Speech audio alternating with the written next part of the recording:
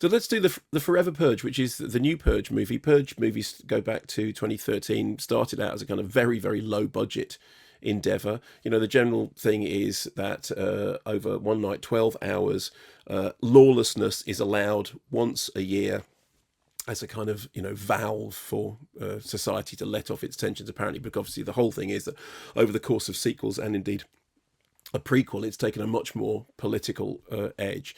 So now we have the Forever Purge, which is fifth installment, and the story is this is directed by Everardo Goat, who's a Mexican filmmaker, and it's written by James de Monaco, who made the original Purge.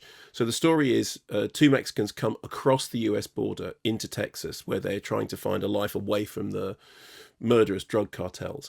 And when the night of the Purge comes, which has now been reinstated, if you've been following the series, it was back again, the new founding fathers of America. And they know that being Mexicans, they will be targeted. So they take shelter with a group of migrants. And the Purge, they survive. But then when the Purge finishes, the killing continues with these white supremacist redneck nutballs running around, continuing to purge, continuing to roam the streets in search of violence, basically, overthrowing the rule of law, worshipping guns, and being generally lawless. I mean, I have no idea where this idea came from. Here's a clip. Come on, they sell things, the chingaderas estas, the towers? Yeah, the towers, the cell towers, they are cutting them. Hey, we just watched that a lot of cities have gone dark. Miami's gone. Austin is under siege. First responders are overwhelmed.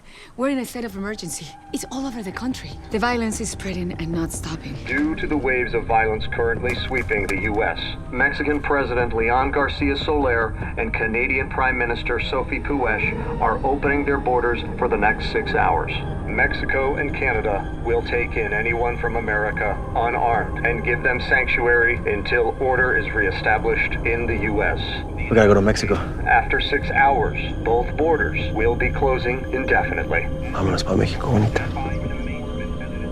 So there is obviously a strong element of political satire in the idea that the borders are being opened because lawlessness has broken out in America, and now people are trying to flood across the borders into Mexico and into Canada, and the borders are just going to be open for 6 hours so that America can escape the lawlessness that's engulfing the country.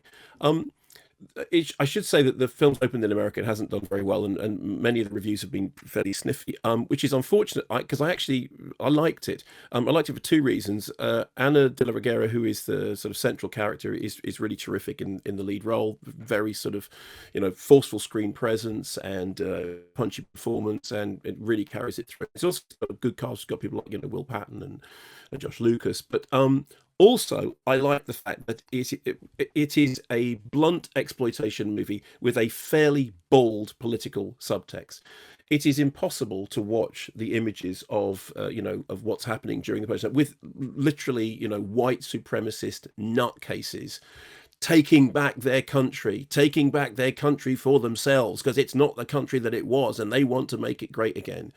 And bearing in mind that in the last, within the last year, we've seen things like the news footage of crazed, violent, protesters breaking into the Capitol, violently breaking into the Capitol, despite what some people say about it, violently breaking into the Capitol, assaulting police officers, attempting to overthrow democracy, attempting to take the country back for themselves because they all think that that's their right. This is the world in which this film exists. I mean, as with all dystopian